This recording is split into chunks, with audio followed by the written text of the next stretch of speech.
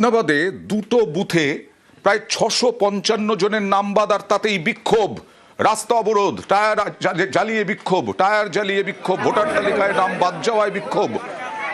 হাসনাবাদের হাবাসপুর ব্রিজের আগুন জ্বালিয়ে বিক্ষোভ। কথা বলবো প্রতিনিধি অনুপমের সঙ্গে। অনুপম, কতজন টোটাল ভোটার, তার মধ্যে কতজনের নাম বাদ?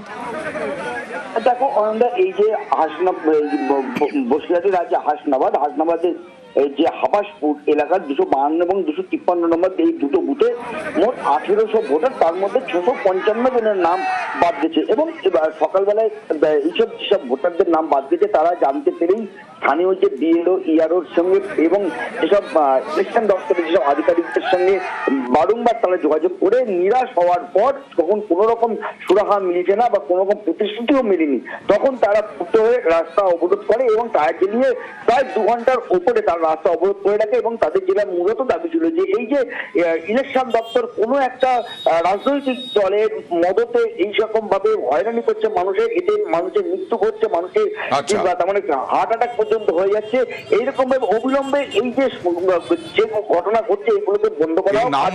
নাম বাদ গেছে যারা, তারা সুযোগ পাবেন ট্রাইব্যুনালে, কিন্তু ট্রাইব্যুনাল হবে কবে সেটাই তো এখনো ঠিক নেই।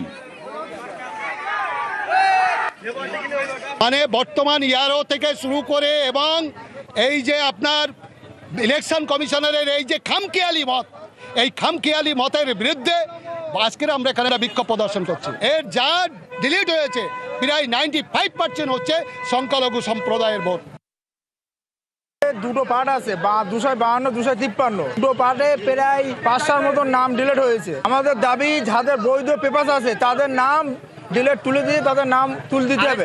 আমাদের এখানে 4 ঘন্টা অবরোধ চলছে। আমরা স্থানীয় প্রশাসনের মারফতে আমরা আশ্বাস পেয়েছি যে আমাদের নাম আবার পুনরায় সংশোধন হবে, সেই জন্য আমরা রাস্তা অবরোধ তুলে দিয়েছি।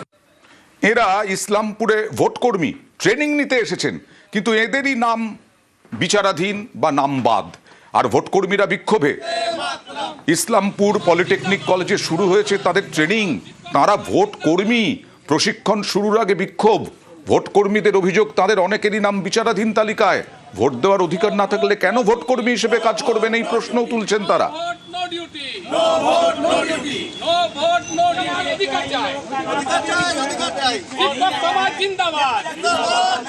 আমি আব্বাস আলম।